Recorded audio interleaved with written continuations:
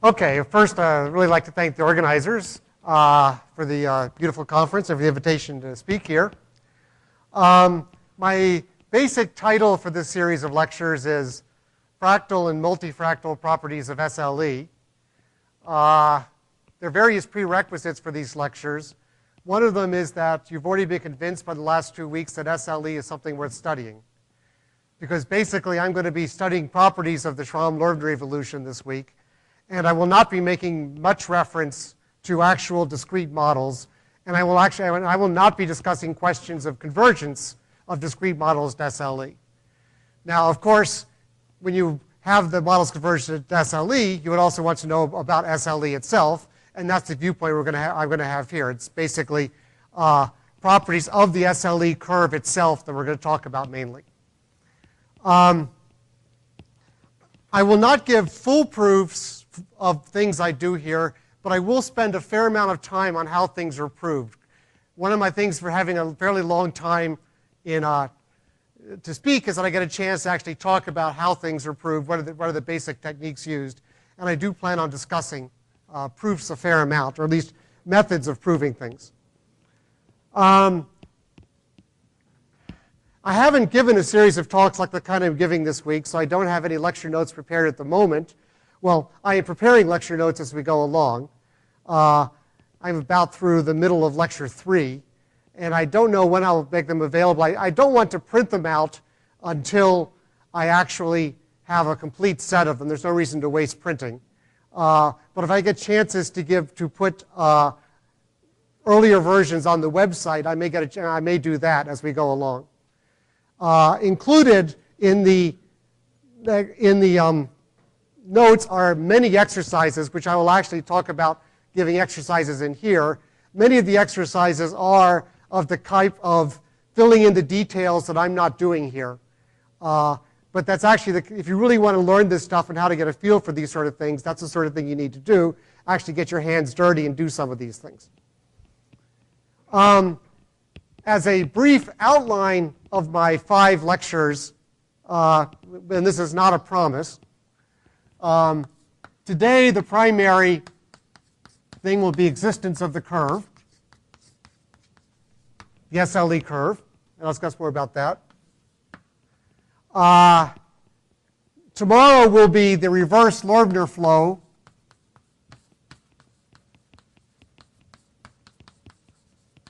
and derivative estimates.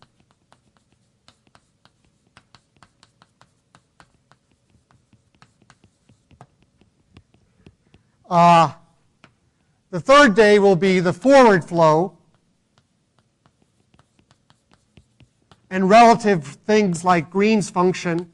Here I mean Green's function for SLE, which is a different thing than the Green's function for Brownian motion, which is what arises in the Gaussian free field. So Green's function for SLE. And something called two-sided radial, SLE.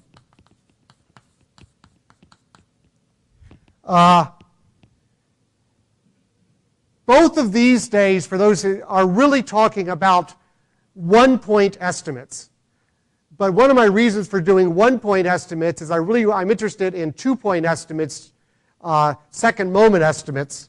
And the fourth day will be 2-point, which are second moment estimates.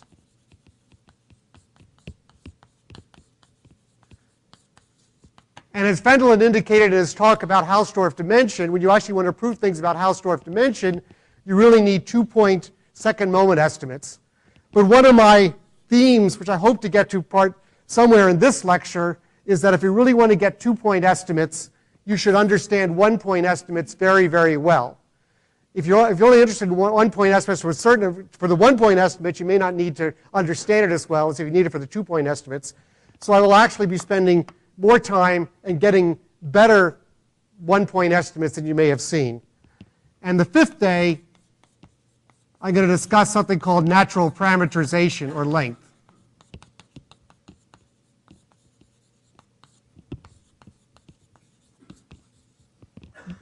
And, well, some of you may know what that is. If you don't, you can wait till the fifth day.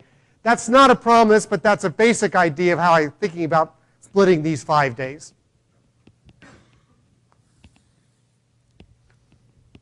Let me start by just reviewing a little bit about SLE, and I'm going to set up maybe some slightly different notation than you saw. I am assuming people have had the equivalent of Valsal's course or something like that. So today I'm just going to talk about chordal SLE kappa in the upper half plane from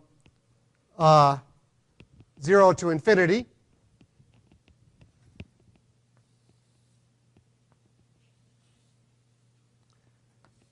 So we think of it as being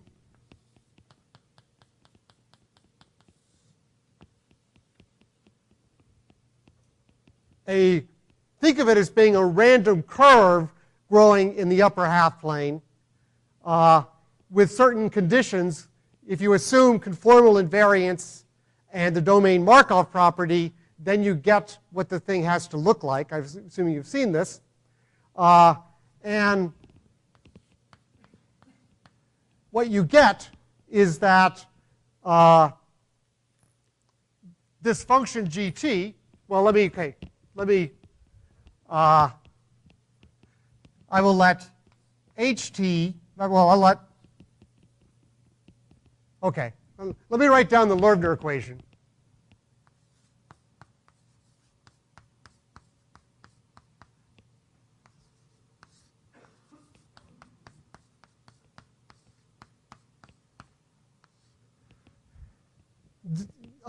Probably Valsal wrote this with a equals 2, but I'm letting a be a parameter here. It can just be any number at all. And this is the Loebner equation where we're growing this thing. So at time t, this has half plane capacity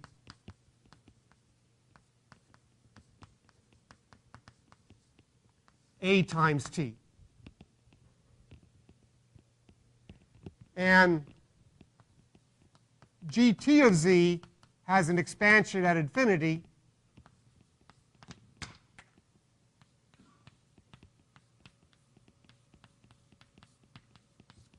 that looks like this.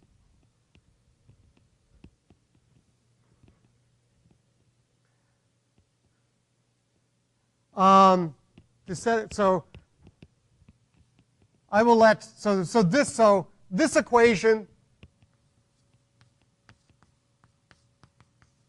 for a given z in the upper half plane, actually we can take z in anything in C other than 0 itself. And this is valid up to a time t sub z, which is the first time that, well, there's a number of ways of writing it. I'll just say the first time that the imaginary part reaches 0.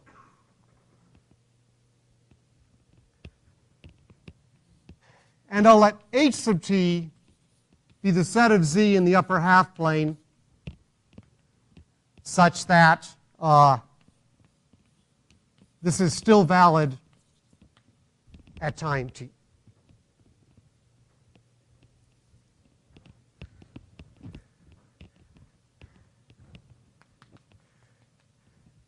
So this is what there is just sort of deterministically, so I can input a continuous function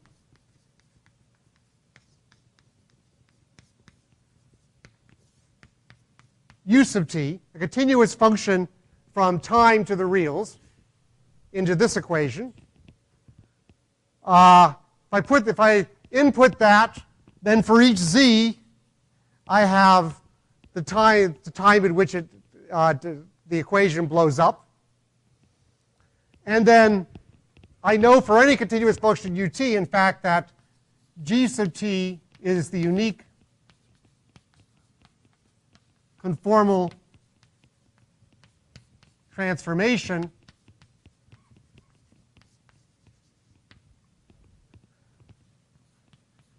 of h sub t onto h with gt of z minus z going to 0 as z goes to infinity. That's actually a little bit of a theorem. I'm not going to prove that theorem.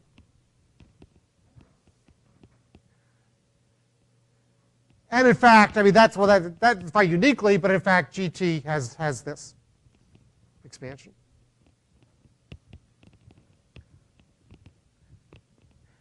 So that uses only the fact that there's a continuous function, u sub t.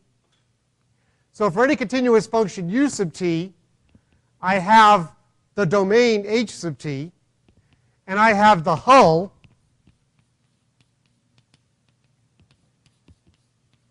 k sub t, which is h minus h sub t.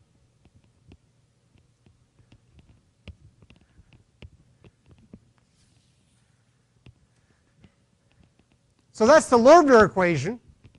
Now SLE, the way it was presented to you last week, was basically the A that was put there was 2. And it was shown that if we have the conformal Markov property, that u sub t must be a Brownian motion, a one-dimensional Brownian motion, drift 0, with some variance, and that variance is kappa.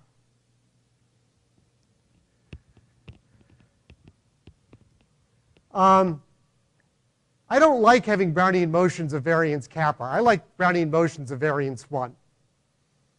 And so what I am doing is just changing the time slightly so that I will have variance 1. So this is very important. You will see A a lot in this lecture.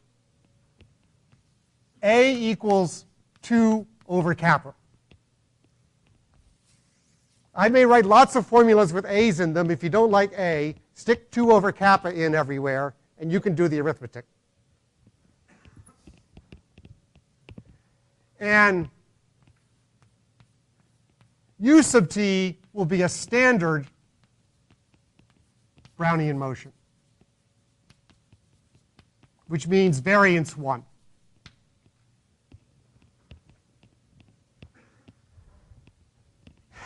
And just to add a little more to this, I'm going to write that standard Brownian motion as minus b sub t, which is also a standard Brownian motion. So if I take the solution to this equation with a equal 2 over kappa, then what I get is Schramm's definition of Cordell SLE kappa, except that I'm growing the hull at rate a instead of rate 2.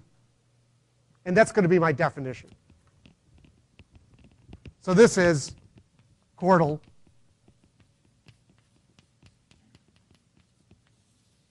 SLE kappa.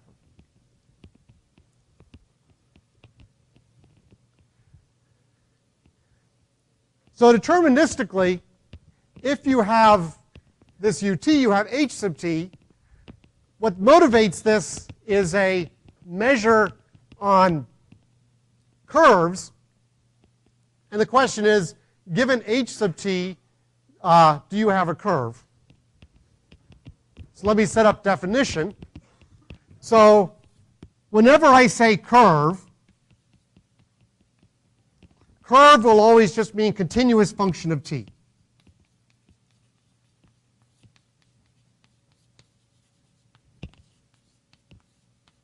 So the word curve has the word continuous implicit in it, but has no other smoothness implicit in it.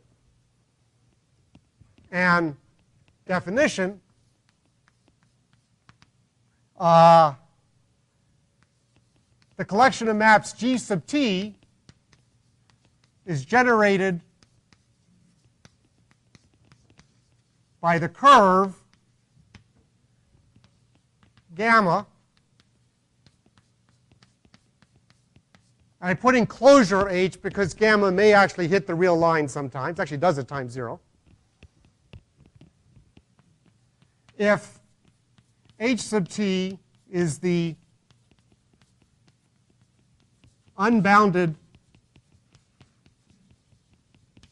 component of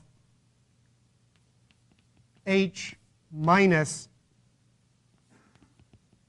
gamma 0 t.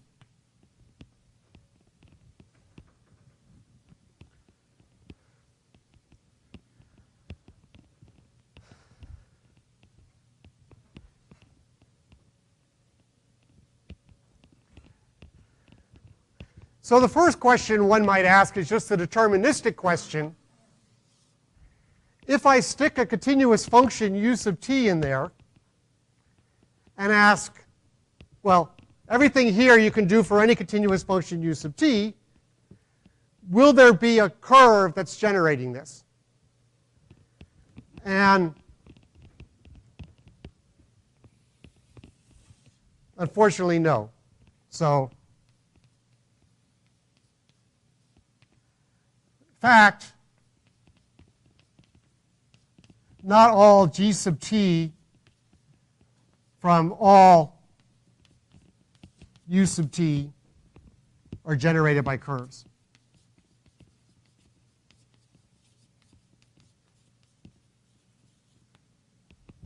So it's not going to, it doesn't follow deterministically. So for SLE, we can't say it's true.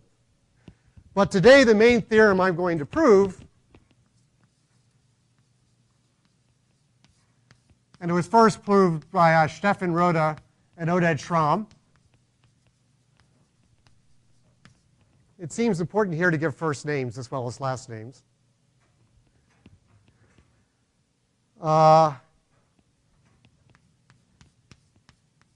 If kappa is not equal to 8,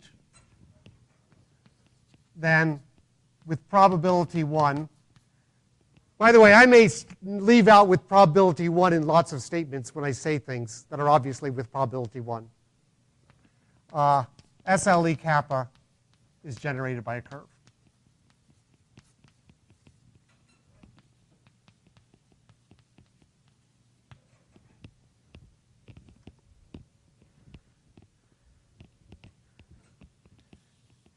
Now, first remark is that if kappa equals 8, the result is also true, but harder. And the only proof that I know for kappa equals 8 follows from work of Oded, Vendelin, and myself on the uniform spanning tree. And SLE8 is given as the limit of the uniform spanning tree. And it follows from the tightness results given in that paper that you actually have a curve. I have actually tried and have never quite gotten all the details to work out to give a direct proof of this. And I still would like to give a direct proof. So that's an open question to give a direct proof that a curve exists for kappa equals 8. But I will tell you that the estimates here are much closer, and I will talk about there. I'm going to focus only on the kappa not equal to 8 question. Yeah.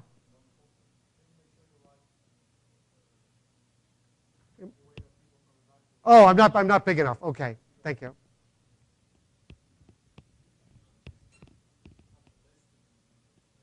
What?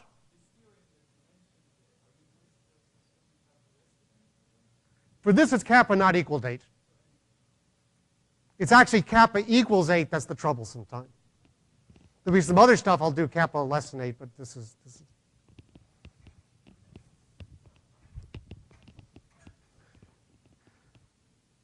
Okay, and people, okay, I'll write larger again. There's a chance I might get smaller again, so just yell at me if that happens. Okay.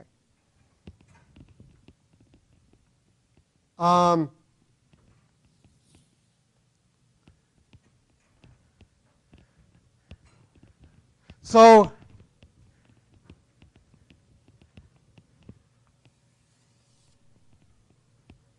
whether or not a curve occurs has to, the smoothness of u sub t comes into play. let me just draw you a picture.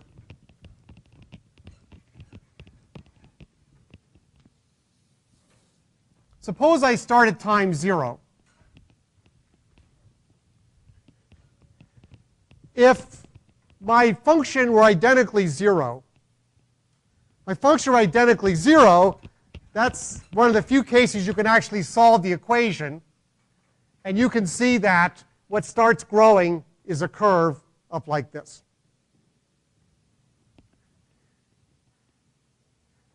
But the important thing is how this grows. At time t, this has capacity, half-plane capacity t.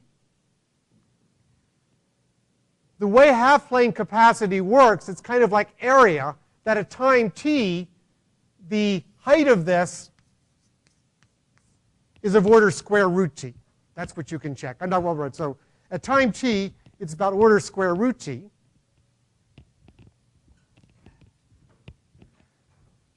So now, if we let ut vary here,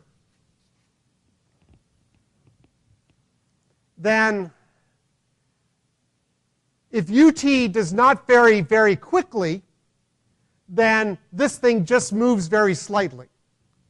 It's when ut varies, if ut in time t varies the same amount in this direction as this direction, then in fact one could be in trouble. And this brings to some deterministic things. By Rhoda and Marshall, who showed that if ut is Hölder continuous,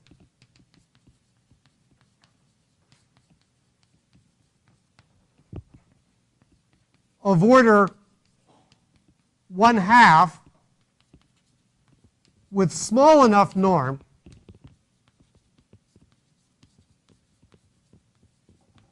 so by that I mean ut minus us is less than or equal to constant square root t minus s, where that constant is sufficiently small, then gt is generated not only by a curve, but by a simple curve. Simple means no self-intersections.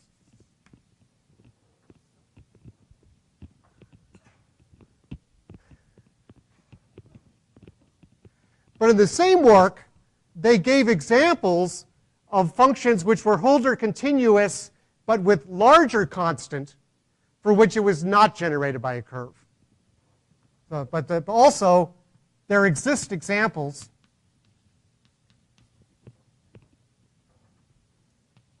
with ut Hölder continuous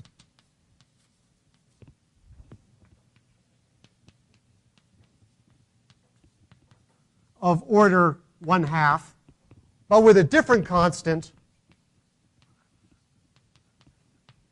for which SLE kappa, or sorry, for which GT is not generated by.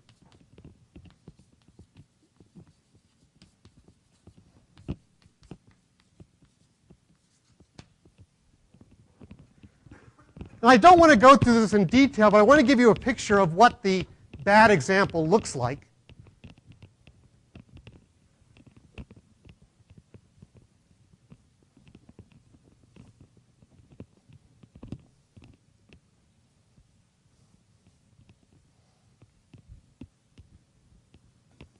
And it's hard to draw pathological examples, so you're going to have to bear with me.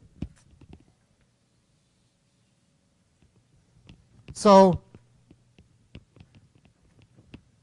imagine I put a circle there. I'm going to avoid this set.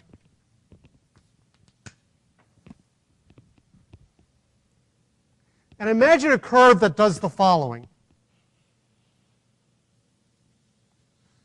it starts wrapping around this curve.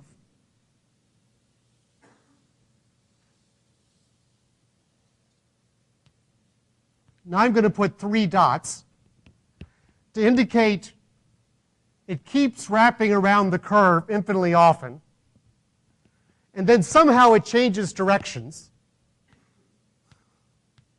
and comes back the other way.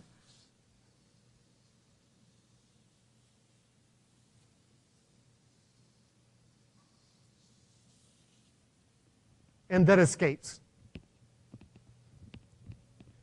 Now, if I was using, say, arc length as time, it would take an infinite amount of time to wrap around this thing infinitely often. But if I use capacity as my time, it only takes a finite amount of time to wrap around here. And then you can define this so that there's one specific time such that before that time it's wrapping around one way, after that time it's wrapping around the other way, and at that one time it's not a continuous curve. And the important part of Roden and Marshall's work is they showed that you can actually get something of that type if you have with a Hölder continuous function of large Hölder norm, which is something called a logarithmic spiral.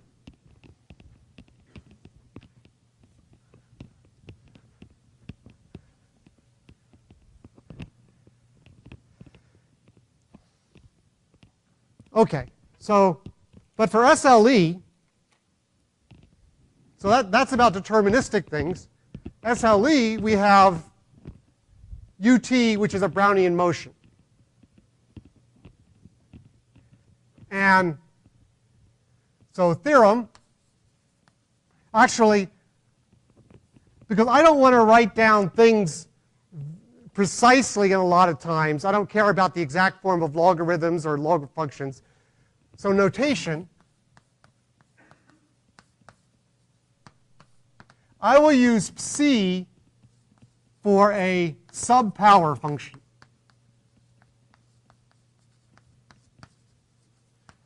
So let me just be precise now about what a subpower function. I'll assume it's continuous. So it's a function psi from a positive function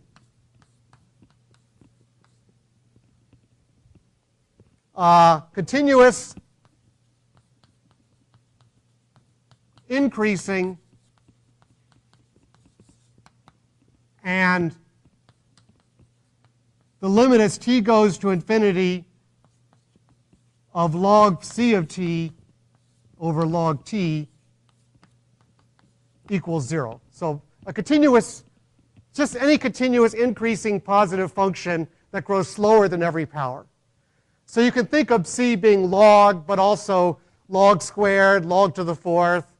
Another one that comes up is exp of log t to the 1/2, which grows faster than every power of log t, but slower than every power of t. I don't want to. I hate writing things like this on the board, so I'll just use psi whenever I need one of these subpower functions. But in the same way that in many papers, certainly many papers I write, I say C can stand for a positive constant, but the exact value changes from line to line. In these talks, C will stand for a subpower function, and the subpower function can change from line to line.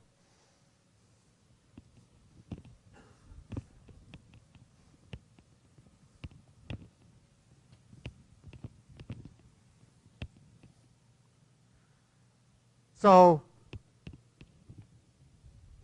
definition,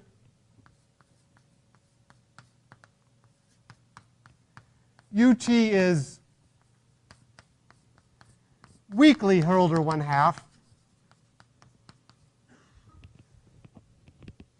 Let's just say for here, I'll just worry just on a bounded interval, say 0, 1. If u of t plus s minus u of t, here I'm writing this with t and s bigger than 0. is less than or equal to s to the 1/2 c of 1 over s.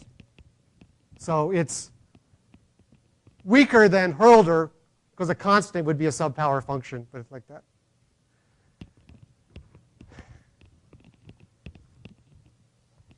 And Paul A.V. Proved a much stronger result about the modulus of continuity of Brownian motion. But the key thing here is that Brownian motion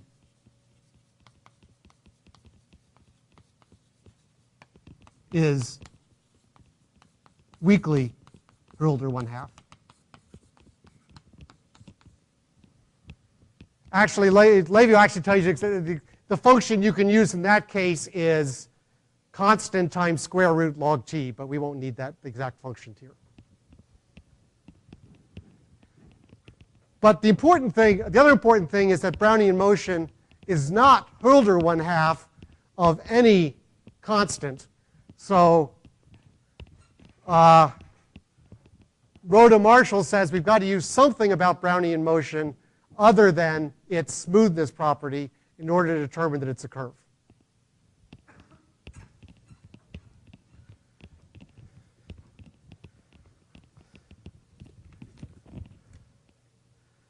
Okay, I'm going to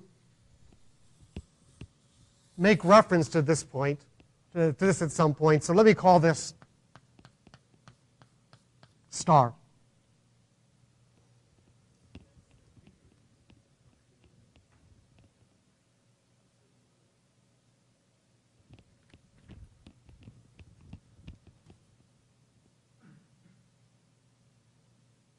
It's true for t and s big equal to 0 too.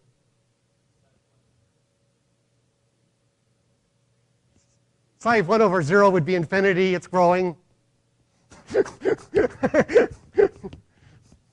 Aesthetically, I may not have made the best choice, but I think we'll live with it. If you want to change it to bigger than 0, go ahead.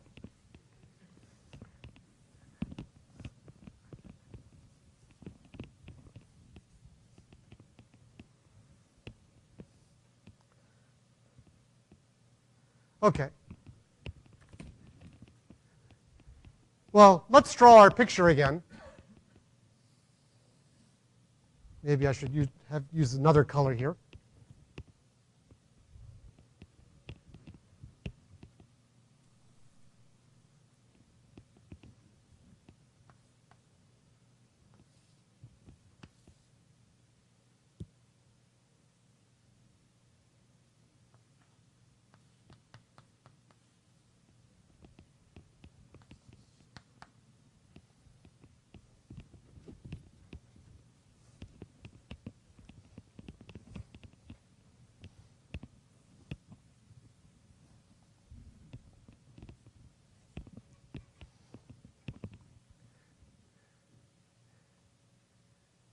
So some notation, I'm going to let ft tilde of z be the inverse function.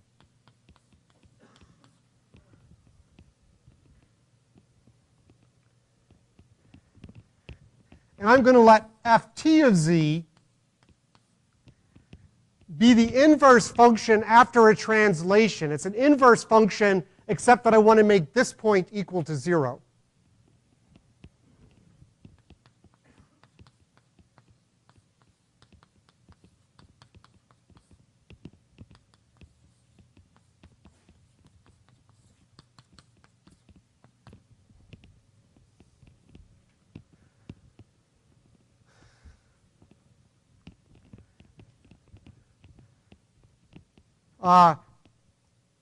Just a warning, in a lot of previous works, ft is actually sometimes used for the inverse gt inverse, and this is called ft hat.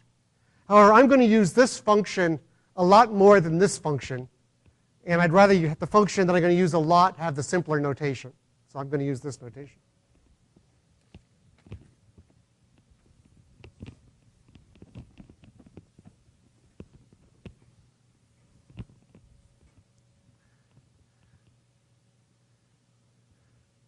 So intuitively,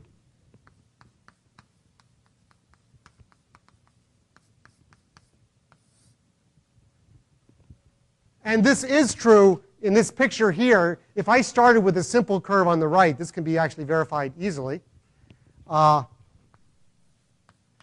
GT of gamma t equals ut. So this is gamma t right here.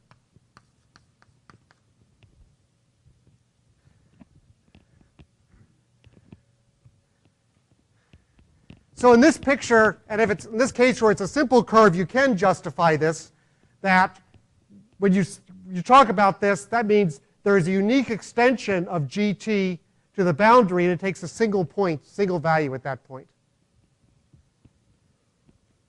If you're not used to doing these things, I'll note that the fact that GT does take a single value at that point, at points like this, GT takes two values, because it kind of takes a value from that direction and a value from that direction. But here, at the tip, it only takes one. So what we do is we like to define gamma t to be GT inverse of ut, or ft of 0. So in this picture, this is ft tilde, and if I call this point 0, then that's ft. It's the same, just translated that picture over.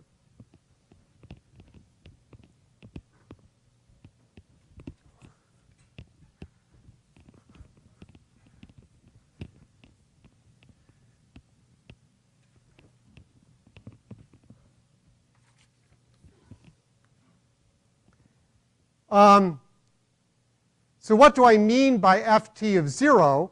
Well, with like,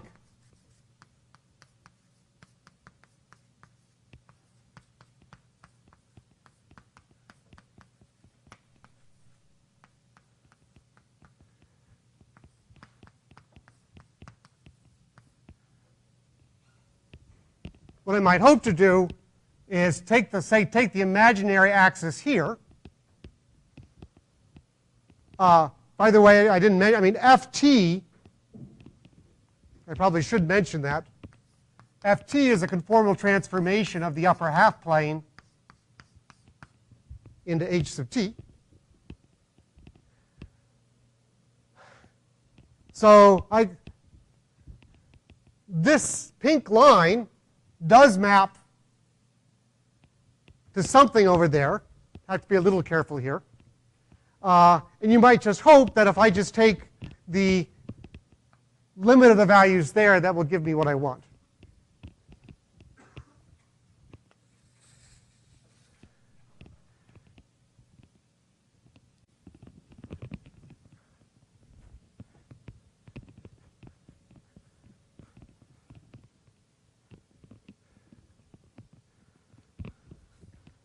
Okay. So that's all general stuff. And now a theorem, which we probably will not get to the proof of today, but so we'll probably, it's part of the larger things that I'm doing tomorrow.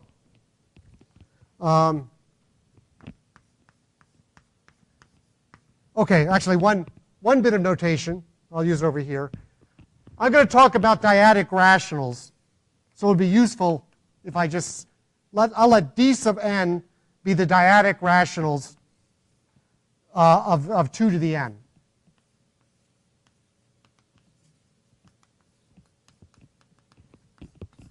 And I'm only doing times between 0 and 1. So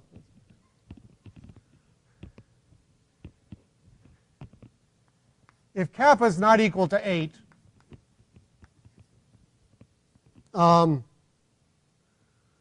there exists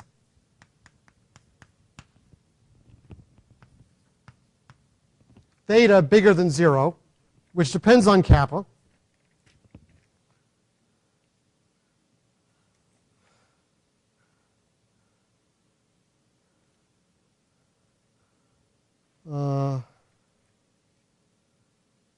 Hope try to make sure I use the same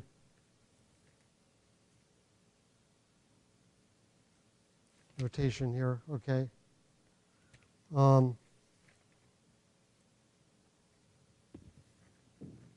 Yeah. Such that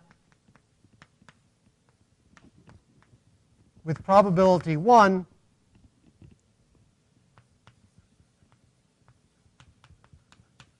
there exists C less than infinity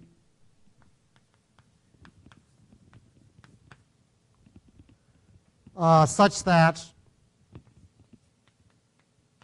ft prime at 2 to the minus ni is less than or equal to a constant 2 to the n 1 minus theta. And this is the times I'm choosing are in D2n.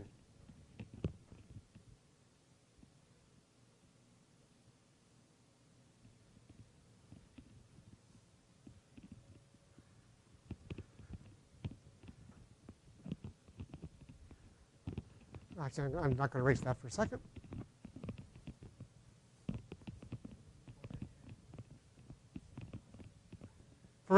Such that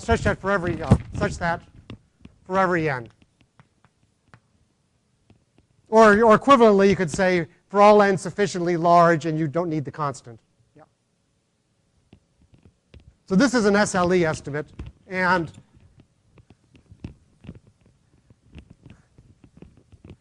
I'll just say now the actual estimate that we will do is a probabilistic estimate. We will show the probability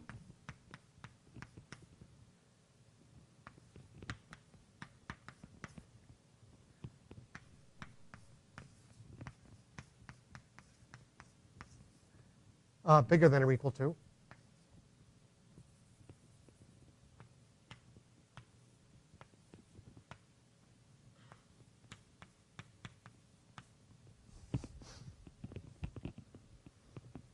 what it actually show is that for a given t, we have this probability. And then it's important here we have 2 to the minus 2n plus a little bit more here, because there are 2 to the 2n points in D2n. So if I multiply this by 2 to the 2n, I still have a 2 to the minus n epsilon. And so this will show that the sum overall t in dn and the sum overall n of this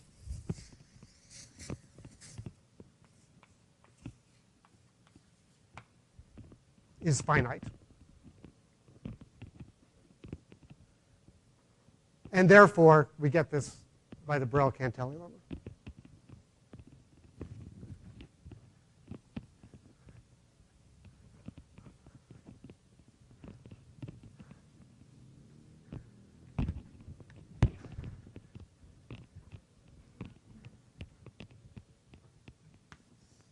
This result is not true for kappa equals 8. So we cannot do it for the kappa equals, so needed. It's not just needed for the proof. The result of this strength is not true enough for kappa equals 8.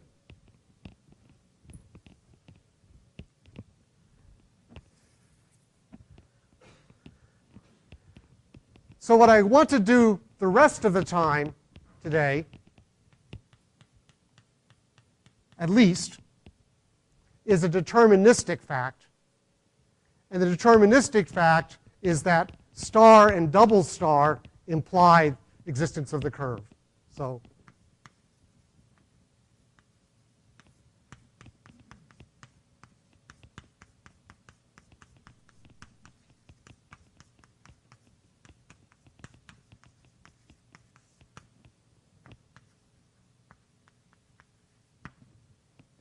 So it's very typical when you have random paths like Brownian motion or something else where you have two parts to it.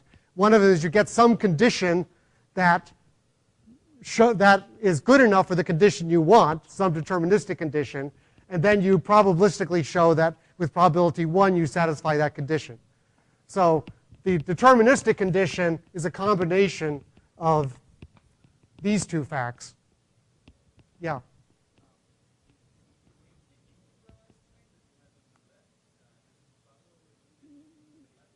No, that's one of the things I get to do in the rest of this lecture today. So there's two things. Yeah, there's two things that's important. One is, okay, since you brought that up, I have to worry about the integral estimate, and I have to worry about the t's that are not in the dyadics.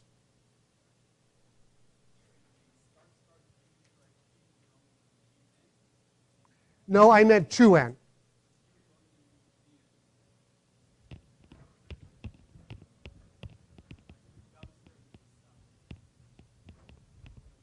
Oh, that was a mistake. That was a mistake. That's too. I mean, basically, this is Brownian scaling. This is a spatial increment, and this is a time increment. And when our spatial increments have to be square roots of our time increments. So the time is split up in 2 to the minus 2n's, spatial into 2 to the minus n's. And hopefully we'll get a chance to see that, but that's.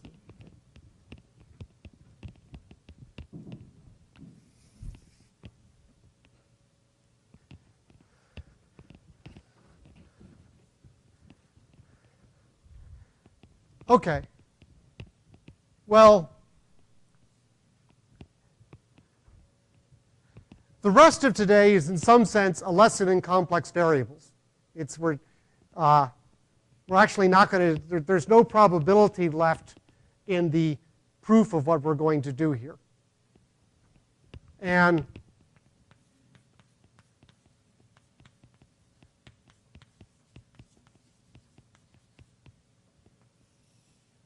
very important fact here is the distortion theorem. I give various exercises, but okay. The easiest one to deal with is that integral form. So here's a t in the dyadics at 2n, and there's I 2 to the minus n.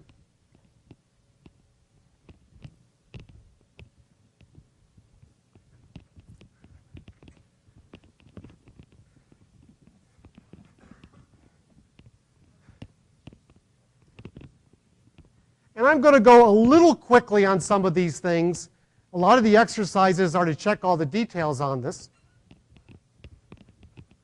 But we're looking at the map f sub t. It's a conformal transformation whose domain is the upper half plane.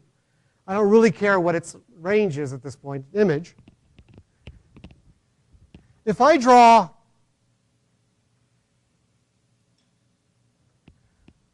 a disk, say of radius 1/2 the distance from this point to there, the distortion theorem tells me that ft prime of z is comparable up to constants to ft prime of I 2 to the minus n, where z is in the distortion theorem actually tells me the constants. So whenever I write this, this means up to absolute multiple constants on both sides, and which does not depend on the function f.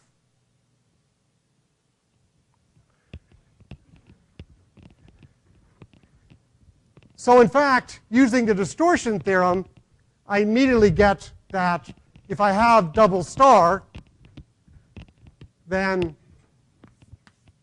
ft prime of iy is less than or equal to some constant. Again, my constants may change from line to line. Y to the theta minus 1.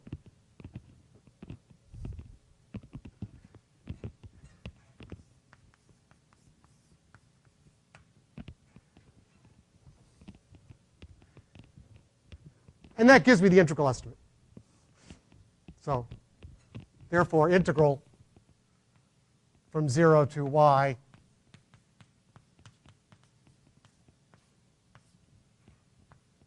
let me get dr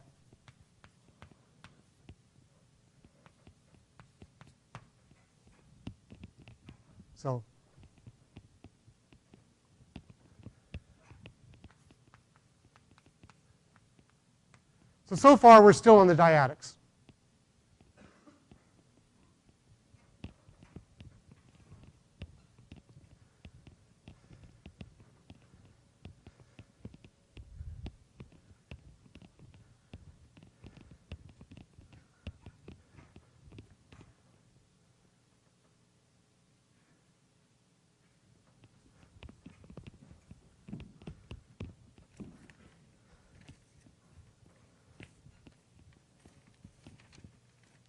Okay.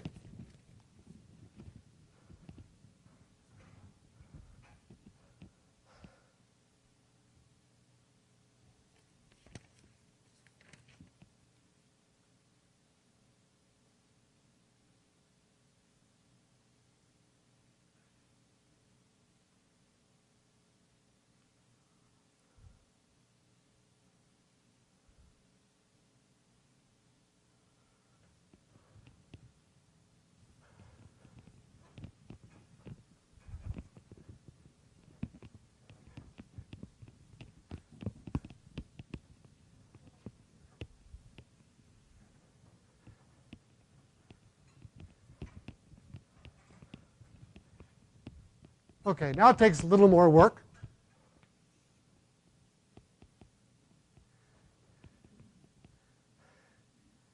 So now I'm going to consider ft prime of I 2 to the minus n, where t is not in the dyadics.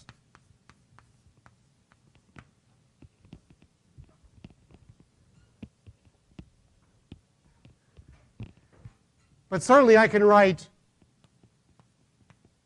t between s and s plus 2 to the minus 2n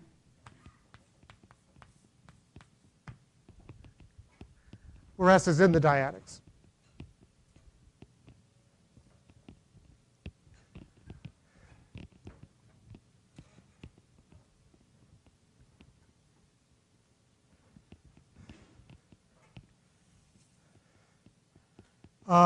Okay. I've been writing these notes as I go along, and I've now looked at the notes and realized I don't have the entire argument in the notes. But we will think so.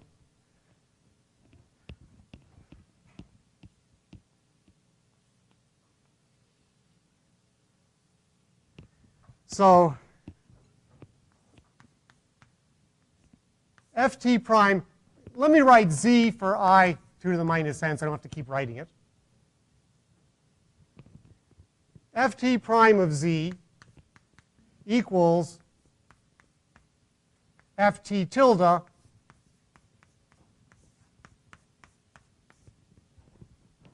of z plus ut. Fs prime of z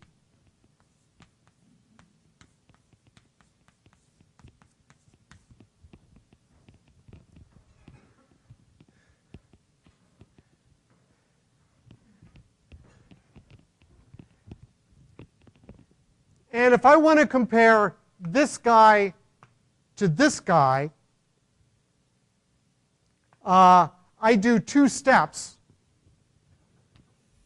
One is compare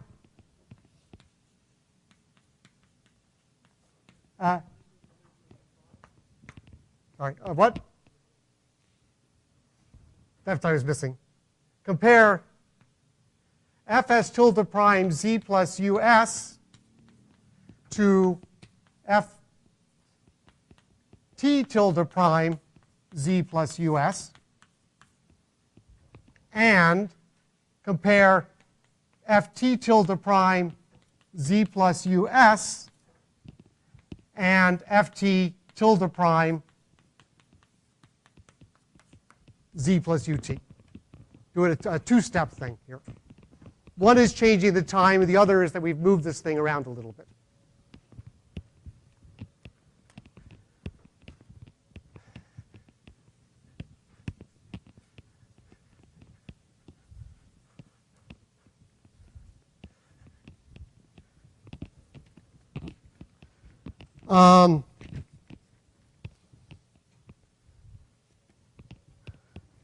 Okay, maybe it's since these notes aren't available. Let me write down an exercise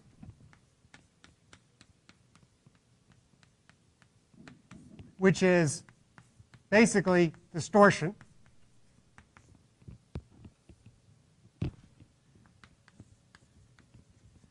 Show that there exist absolute C and R.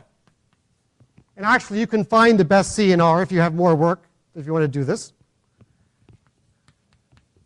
such that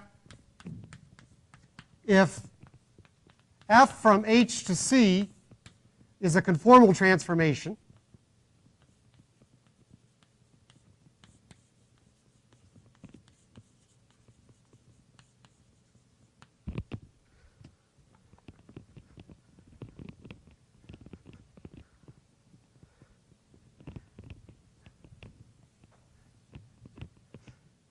actually, this is one I've already mentioned, but I will mention it again.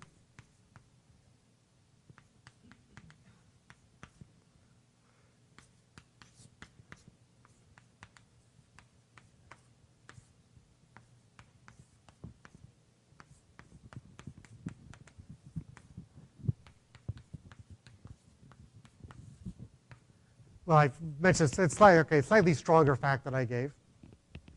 So this is going up the line. So if I multiply y by a factor which is between 1/2 and 2, then I only change the derivative by a constant.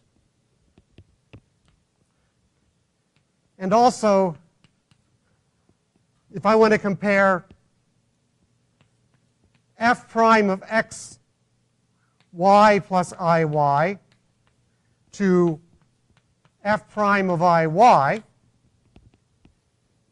the factor I get is x squared plus 1 to a power r.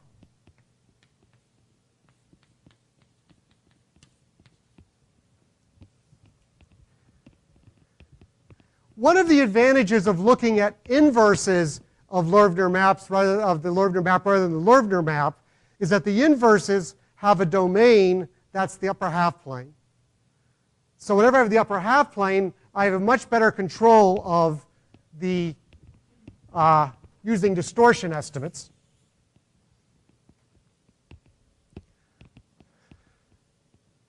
There should be an f prime of iy over here. So it's ratios of these things.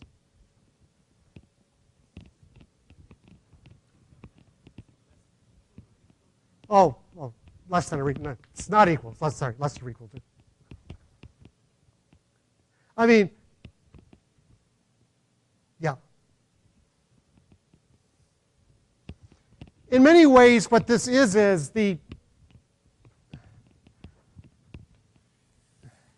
it's this idea of if I take two. Okay, let me just draw an ID for the second guy.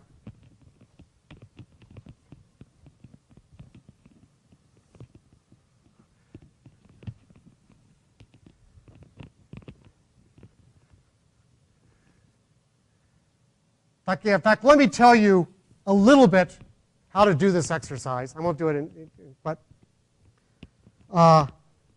the straightforward way that's just calculation and you don't have to think at all, except looking up the distortion theorem, is map the upper half plane to the disk, send IY to the origin, see where the other point is sent, and use what the distortion theorem tells you there.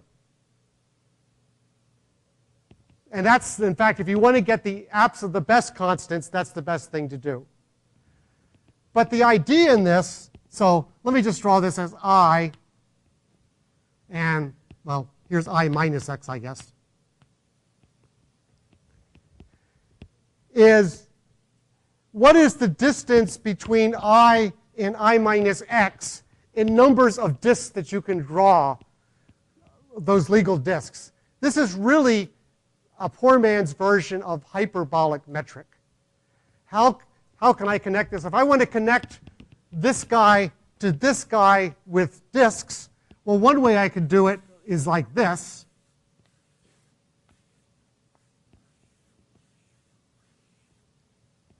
And that's a non-optimal way of doing it. That takes too many disks. The right way to do it is to do a disk like this, then a disk of bigger size, a disk of bigger size. Well, okay, do it like that. The idea is to if I have these overlapping disks, I can compare the derivative of this guy to this guy, the derivative of this guy to this guy, the derivative of this guy to this guy, etc. And I can just keep going. And using this technique, you can prove the existence of C and R. You may not find the optimal C and R.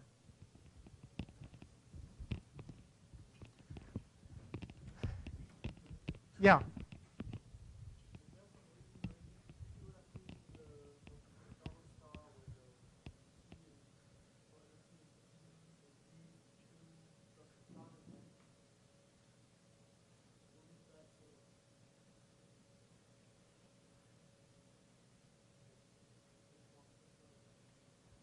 I don't know. I mean, okay.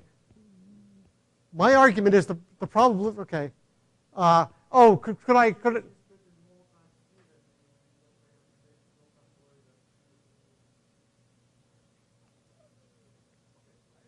It's equivalent. And actually, is Brent laughing over there? Because I think he made the same comment to me in my office.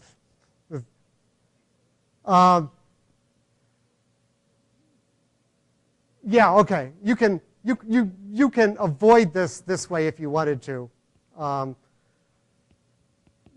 but it's a nice thing to learn anyway.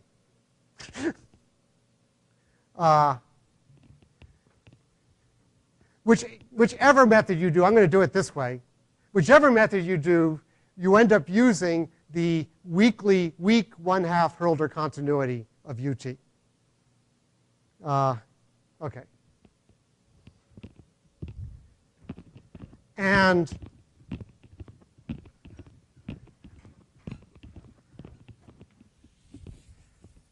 that's how you compare those two, that they're comparable to each other.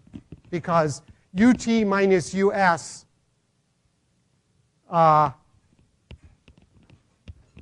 so UT minus US is of order 2 to the minus n times something of smaller order than 2 to the minus n. Okay, I should say, okay,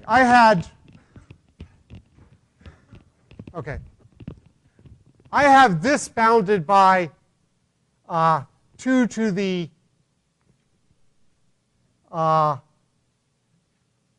1 minus theta n for t's in the dyadics. When I'm stretching to t's that are not in the dyadics, I may get a sub-power function in here. That's not going to, something which will be a smaller order, but so all the estimates that had a 2 to the 1 minus theta n might be 2 to the 1 minus theta n times something which is a smaller sub-power function like that. And I've been trying to sort of ignore the sub-power functions.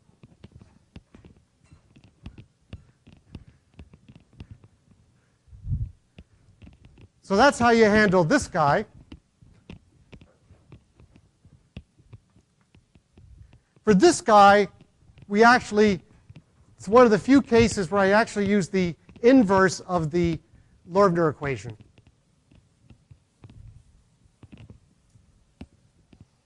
So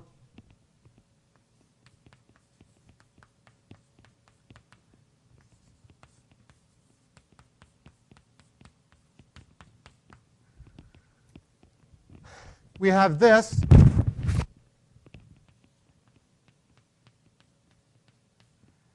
Tilde ft of z is gt inverse of z. So ft tilde of gt of z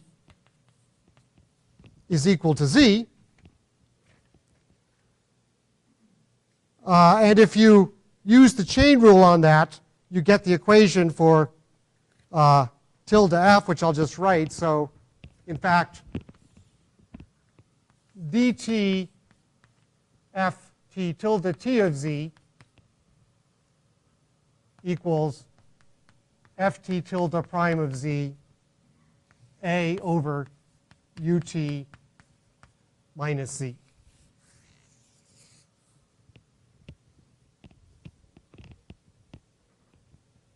So that's, if you just check it, what you get for the, and that's true.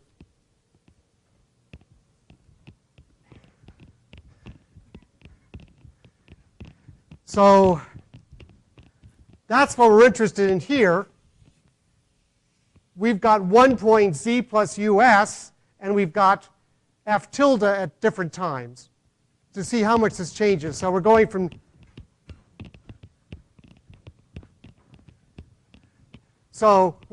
time s to time t in this equation. We want the derivative, so let's differentiate this equation.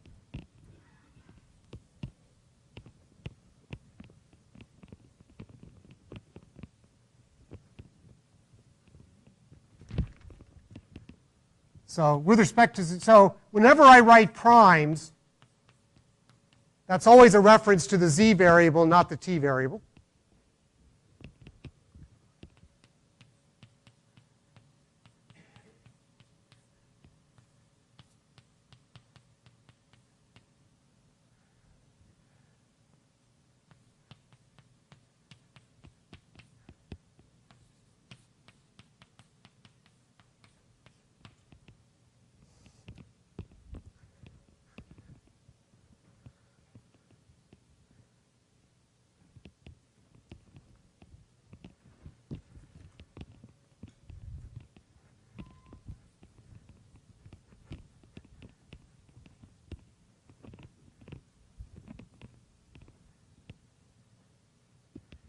And now time for another exercise.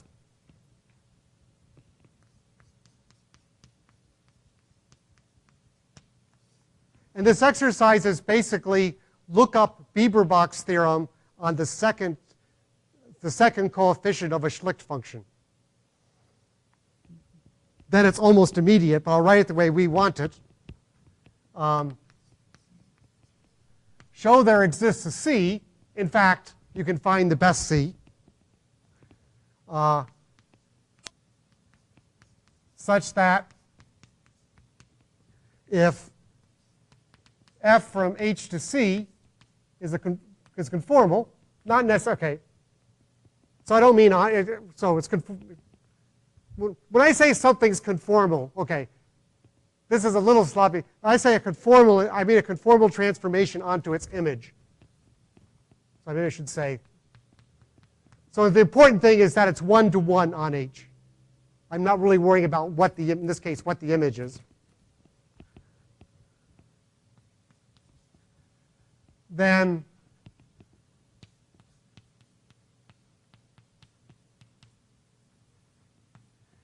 the absolute value of the second derivative at z is less than or equal to a constant over the imaginary part of z times the first derivative.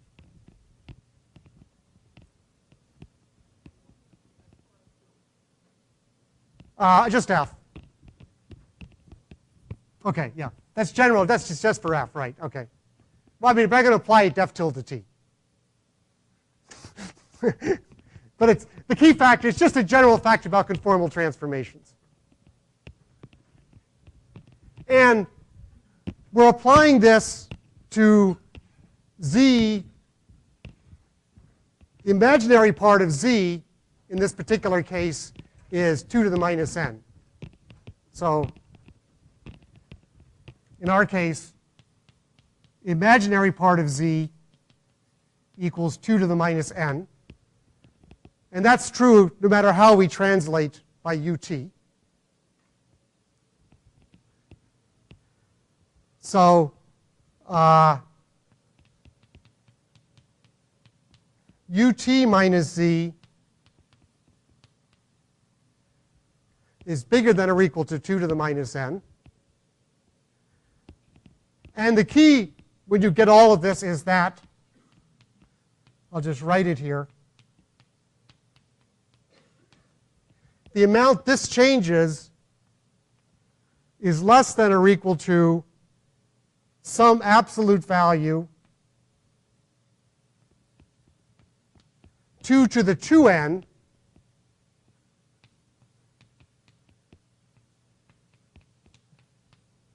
times this. And this is for, I've written this for a z whose imaginary part is 2 to the minus n.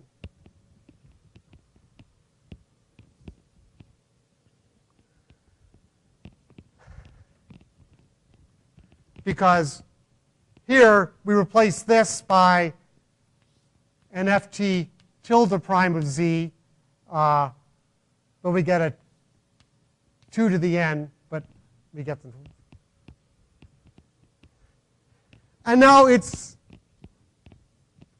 again, just sort of an exercise to show that if you have something that satisfies this, then as long as your times are no larger than 2 to the minus 2n, you can't move by more than a constant.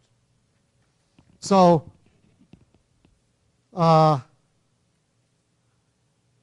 in fact, no, you can't change by more than a constant.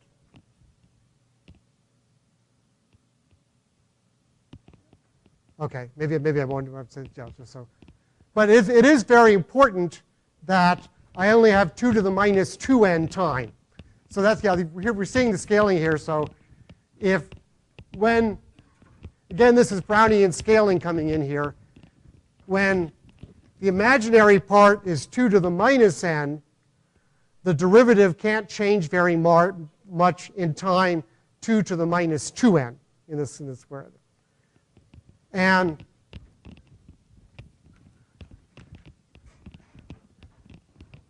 so that's how we get this. And now we actually get so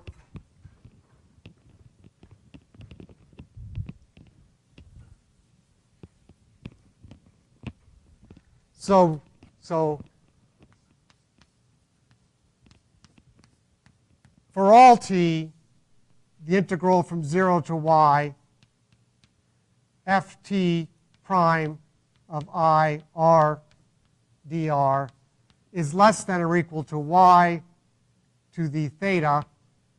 I may have lost a subpower function here while I was doing this.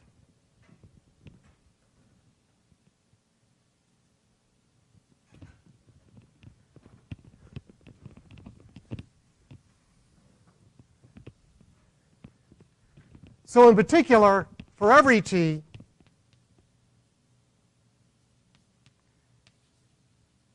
the limit as y goes to 0 of gamma of ft prime of iy, sorry, ft of iy, this limit exists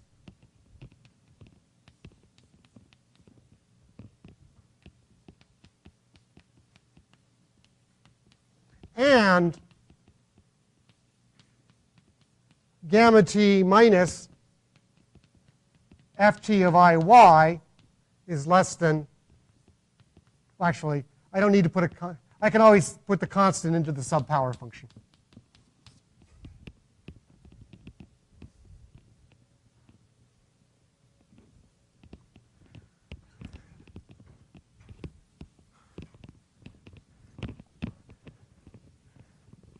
So to finish this, we use basically the triangle inequality. Or what's a triangle inequality called when you have 4 rather than 3 things? Maybe, or maybe just triangle we've done 3 times. So we now have the existence. We need to estimate gamma t minus gamma s, finally to show that this thing is continuous.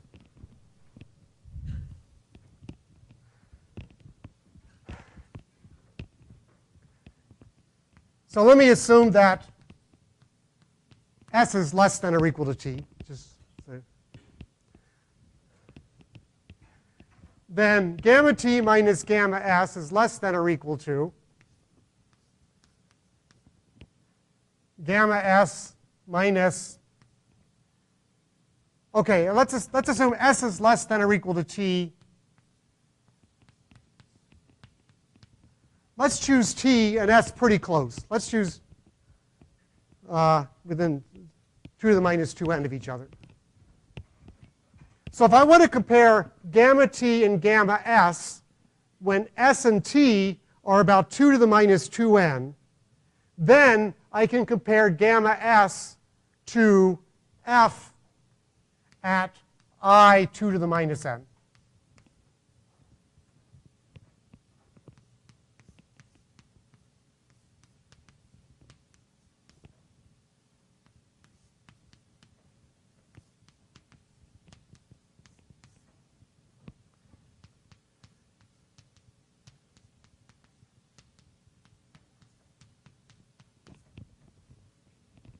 Gamma t, sorry.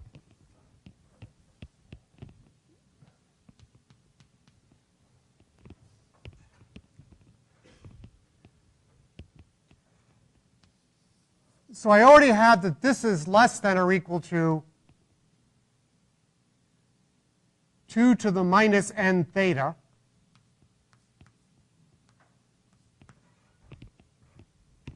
Up to something which is smaller than in this case smaller than an exponential, or power of an exponential. And so that's less than or equal to that. And that's less than or equal to that.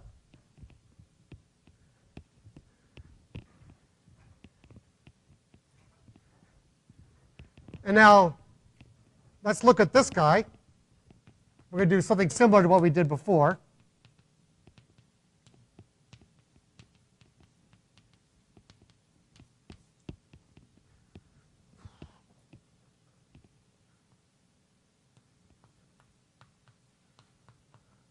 So this is, by definition,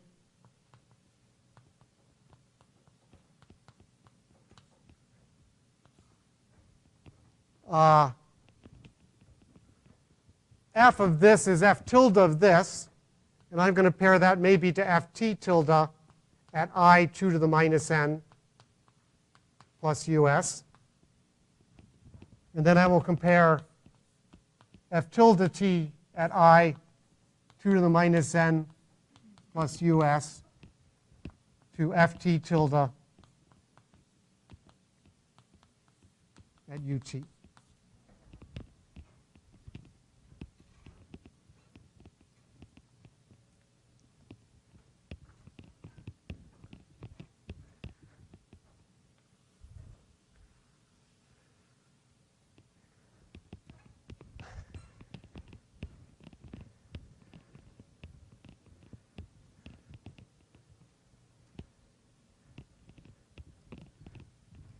Now, if you remember, actually, it's okay, we have ft tilde prime of I over 2 to the minus plus us is less than 2 to the 1 minus theta n up to maybe something which is a subpower function.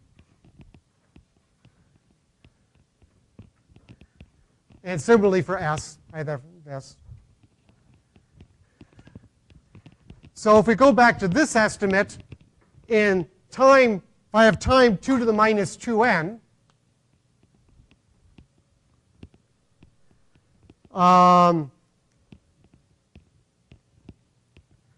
the derivative can only change by a constant factor.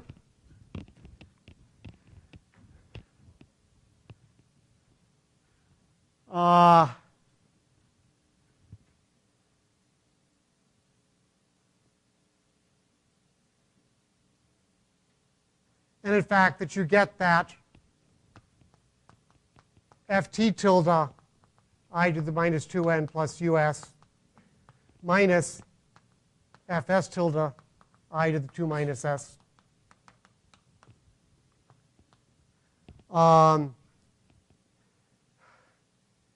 is less than or equal to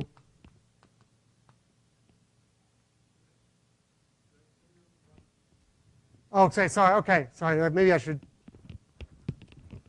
give myself over here some more room.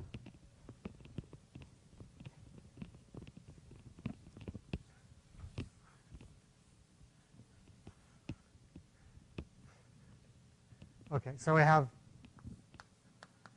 fs tilde at I 2 to the minus n plus us minus ft tilde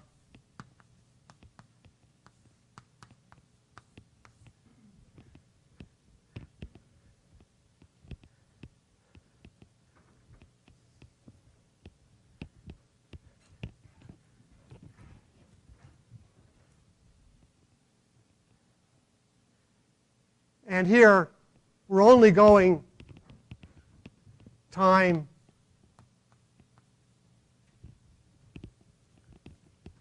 two to the minus 2n.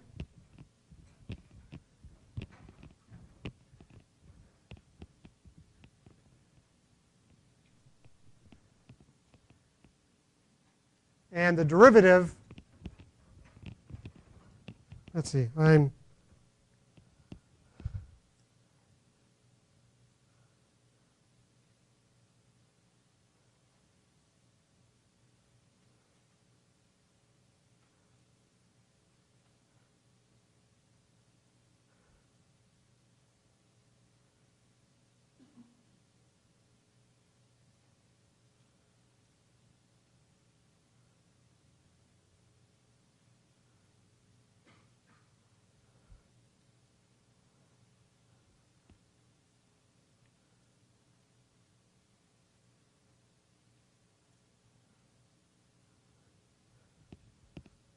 I seem to be getting better than I should be getting. Well,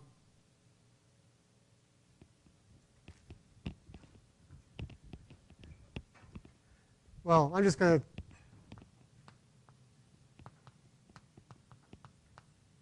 again, we're going to get something of this order.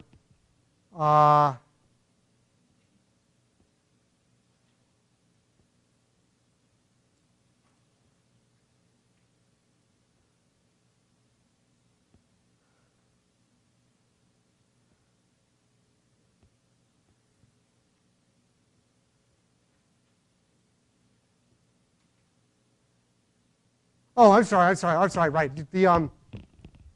Yeah, okay.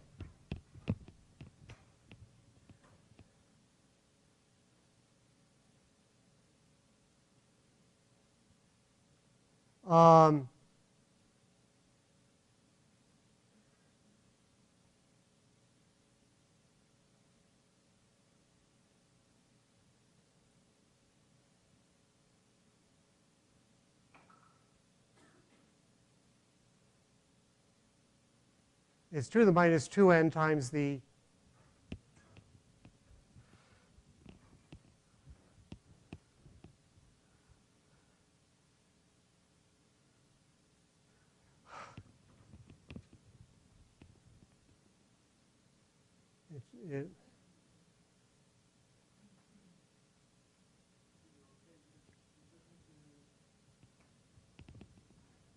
I'm doing better than I should be doing. That's why I'm wondering.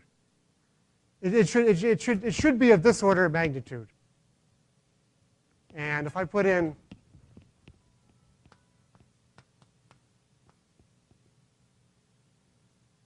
ft tilde, oh, that's right, okay, df, oh, that's right. I have that this is, right, okay, I forgot about this term here. Right, okay. Yeah, okay. Yeah, ft tilde prime of one of these guys, plus I have a 1 over 2 to the minus n. See, yeah, you can see the whole board. I can't see the whole board. I forgot about this term right here, which I need to take care of. But overall, it ends up with an estimate like this. And finally, this guy, has it been erased? No.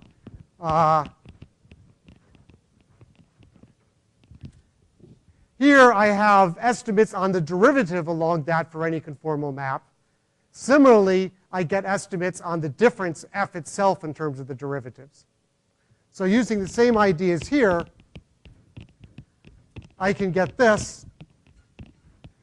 And I get this is also less than or equal to 2 to the minus n theta c of 2 to the n. I'll finish it a little bit here, but I want to finish by saying, well, after you've done all this, what the upshot is. So this is when s minus t is less than or equal to 2 to the minus 2n. So in general, that ends up looking like s minus t to the theta over 2 times something of smaller order than t minus s. Because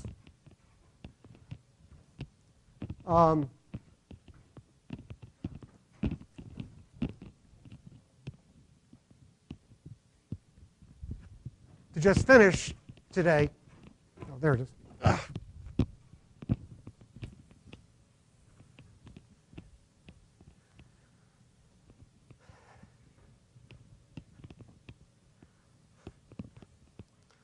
So I assumed I had an estimate of the form ft prime I minus 2n less than or equal to maybe some constant 2 to the 1 minus theta n. And this was t in the dyadics.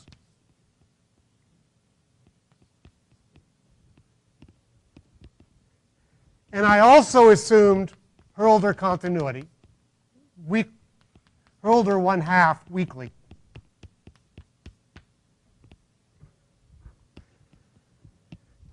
The key thing is not only did I show existence of the curve, but along the way, I actually estimated the modulus of continuity. So I actually showed that that implies the curve exists, and you get the following estimate of modulus of continuity.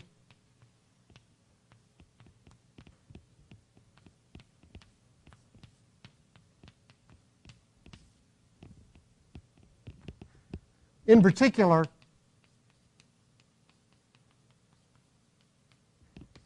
gamma is Hurlder continuous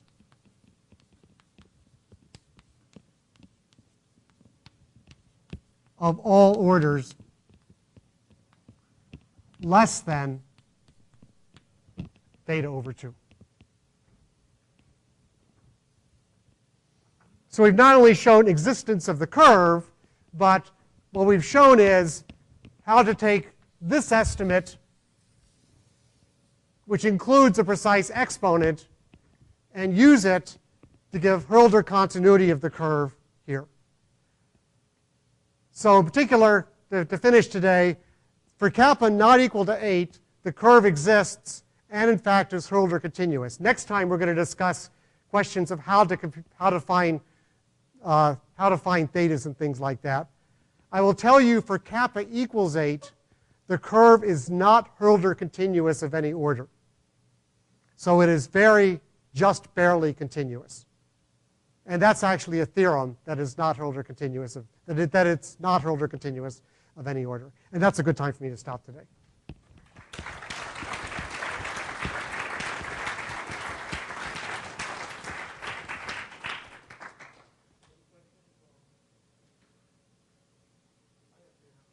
Okay.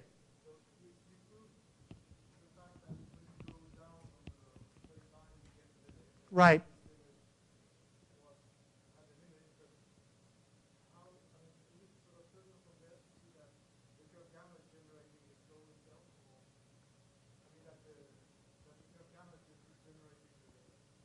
I mean, basically, yeah, because if you take, you simultaneously show that, I mean, now that you've got the curve gamma, you can talk about the unbounded component. For the z's in the unbounded component, you can show that the equation doesn't blow up. And for z's that are not in the unbounded component, you can show that it's bad. So once you have gamma, that's actually not very difficult.